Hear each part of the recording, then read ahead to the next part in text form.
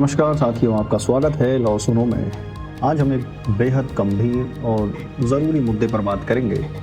Supreme court ने हाल ही में प्रवर्तन निदेशालय यानी एनफोर्समेंट डायरेक्टरेट को लेकर कड़ी टिप्पणी की है। ये टिप्पणी छत्तीसगढ़ शराब घोटाले से जुड़े एक मामले में आई है, जहां आरोपी अरविंद सिंह को 10 महीने से जेल में रखा गया, लेकिन ईडी उसके खिलाफ कोई ठोस सबूत पेश नहीं कर पाई। कोर्ट ने दो टूक शब्दों में कहा, आप सिर्फ आरोप नहीं लगा सकते, आपको सबूत भी पेश करने होंगे। सोचिए, अगर भ्रष्टाचार रोकने वाली एजेंसी खुद ही कानून का दुरुपयोग करने लगे तो फिर आम जनता का क्या होगा। तो आज बात होगी, क्या ईडी, ईओडब्ल्यू, लोकायुक्त जैसी एजेंसियों में भी सुधार की जरूरत है? क्या ये संस्थाएं लोगों को डराने और परेशान करने का जरिया बनती जा रही हैं? वीडियो को लाइक करें, चैनल को सब्सक्राइब करें और अंत तक जरूर देखें, क्योंकि आज हम सिर्फ सवाल नहीं उठाएंगे, समाधान भी सुझाएंगे। मामला है छत्तीसगढ़ का राज्य का चर्चित शराब घोटाला। ईडी का दावा था कि आरोपी अरविंद सिंह ने 40 करोड़ रुपए की अवैध कमाई की, लेकिन जब यह मामला सुप्रीम कोर्ट पहुंचा तो जस्टिस अभय एस ओका और जस्टिस उज्जवल भुइयां की पीठ ने सख्त रुख अपनाया। कोर्ट ने पूछा, क्या ये व्यक्ति कंपनी का डायरेक्टर है? क्या ये शेयर होल्डर है? कोई भूमिका साबित कीजिए, लेकिन ईडी कोई ठोस जवाब नहीं दे सकी। कोर्ट ने कहा, ईडी की यह आदत हो गई है कि बिना प्रमाण के केवल आरोप लगाना। कोर्ट ने यहाँ तक कहा कि यदि किसी के विरुद्ध कार्रवाई करनी है तो सिर्फ बयान से नहीं, ठोस दस्तावेज, सबूत भी देने होंगे। सबसे बड़ी बात, सुप्रीम कोर्ट ने कहा कि ईडी को गुणवत्ता पूर्वक अभियोजन पर ध्यान देना होगा, न केवल गिरफ्तारी और लंबी जांच प्रक्रिया पर। अरविंद सिंह 10 महीने से जेल में है और ईडी अब तक पक्के सबूत नहीं दे पाई।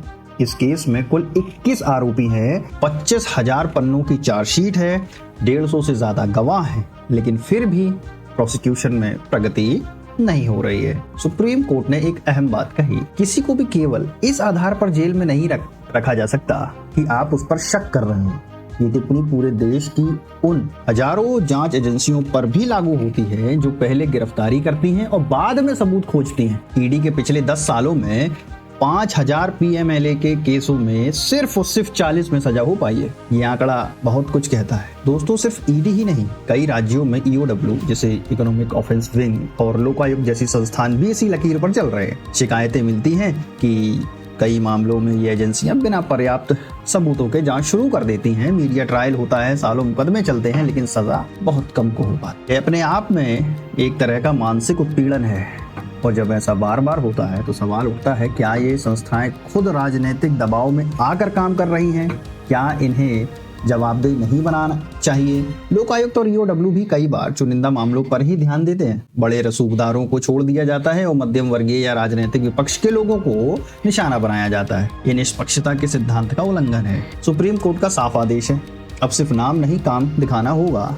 लेकिन सुधार कैसे हो सकता है? हर गिरफ्तारी से पहले ठोस सबूत पेश करना अनिवार्य हो, जांच की समय सीमा तय हो, ताकि कोई व्यक्ति सालों तक अंडर ट्रायल ना रहे। ईओडब्ल्यू, ईडी, लोकायुक्त जैसी एजेंसियों की निगरानी के लिए स्वतंत्र प्राधिकरण बनाया जाए। हर मामले की प्रगति और सबूतों को सार्वजनिक किया जाए। जहां राष्ट्रीय सुरक्षा का प्रश्न ना हो वहां फिर भी छुपाया जाए, लेकिन बाकी सभी मामलों में सार्वजनिक किया जाए। गलत और झूठे मामलों में ये एजेंसी और जांच अधिकारी पर दंड का प्रावधान होना चाहिए। इन कदमों से न केवल जनता का भरोसा बहाल होगा, बल्कि एजेंसियों की प्रतिष्ठा भी बचेगी। साथियों, यह मुद्दा सिर्फ अदालत का नहीं, बल्कि हर उस नागरिक का है जिसे कभी न कभी ऐसी एजेंसियों का सामना करना पड़ा हो। अगर आप चाहते हैं कि भ्रष्टाचार खत्म हो, तो सबसे पहले जरूरी है कि जो संस्थाएं इसे रोकने के लिए बनी हैं, वो खुद पारदर्शी, निष्पक्ष और जवाबदेह बने। क्या आप मानते हैं कि सुप्रीम कोर्ट की यह टिप्पणी एक चेतावनी है इन एजेंसियों के लिए?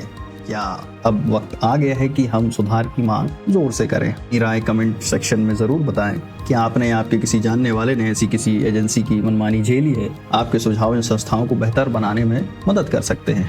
अगर यह वीडियो आपको जागरूक लगा हो तो इसे अधिक से अधिक शेयर कीजिए। चैनल लॉ सुनो को सब्सक्राइब करें और बेल आइकन को जरूर दबाएं, ताकि आपको आगे भी ऐसी ही कानूनी विश्लेषण मिलता रहे। कानून को जानिए, समझिए और उसका सही उपयोग कीजिए। अगली बार फिर मिलेंगे एक नए मुद्दे के साथ। अब तक सतर्क रहें, सजग रहें। लॉ सुनो।